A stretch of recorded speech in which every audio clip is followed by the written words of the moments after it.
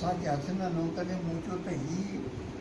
पामे चंदे जी छत तीरे पा खां परियां पिया हले हा पा हलो त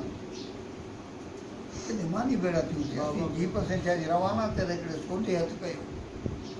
जंहिंखे असां चाढ़ियो उॾे ते ॻूठ ॿधो आहे अॼु उते वियासीं त रुपया 4-5 कॾहिं मूं चयो रुपया रखी हेॾां अच मूं चयो ॻूठ आं ॿधो आहे चई हा हिते कुड़ा ॿधा जेको मूं चयो मुंहिंजे पेर जी ज़मीन न आहियां की आउं सम्झाया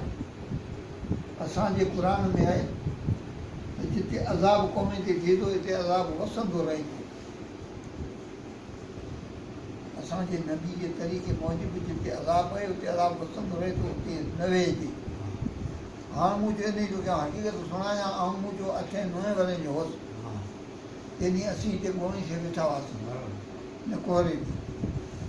हिते वेठासीं त सिंध मां ईंदा हुआ ॻाइणा पंहिंजा भंगड़ा उहो रखियो करे ख़ासि केली हिकिड़ो अजाओ ॻाइणो हो तंहिंखे तारीख़ ते आणींदा हुआ से हिते रांदियूं रमियूं गिंगिरियूं चमका कयूं मिड़े थियो किसो मां मरो हाणे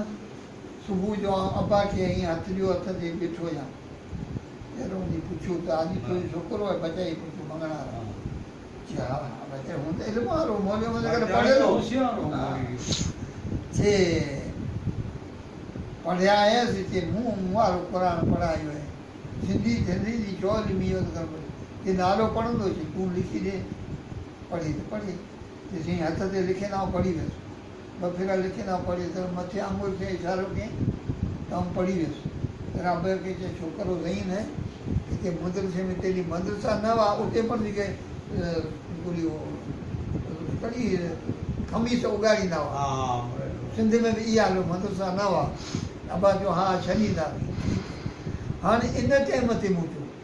आउं 8-9 वरे जो हुउसि तेॾी ई ॻोठ ते फिटल हो ओहरो से कुरो चऊं ते तेॾी ॻाल्हि ते चऊं त सैयद जो ॻोठ हो ज़ालिम हुआ ज़ुल्म कयो त बेशक क़ुर में त ज़ुल्म जा निशान खंजर से जॾहिं ई ज़ुल्म कयो तॾहिं ई खंजर थिया तेॾी चऊं त सैयद जो ॻोठ हो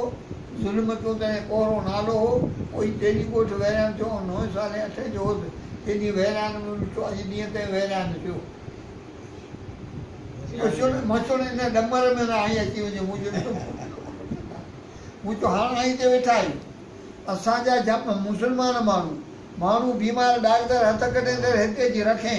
पोइ इन मां को जीरो वंदर आहे ॾिठो त थोरो खिली पियो इहे असां मुस्लमान दिमाग़ मुंहिंजो इहे असां मुस्लमान दिमाग़ हिते जेको पछाड़ी रहे शरीर हितां मोल खणे कई मरीज वाखण थिए थी कैसी उन्हनि जी वाणीअ जो उतारियो आहे उहो मरे अहिड़ा नष्ट करे भले करे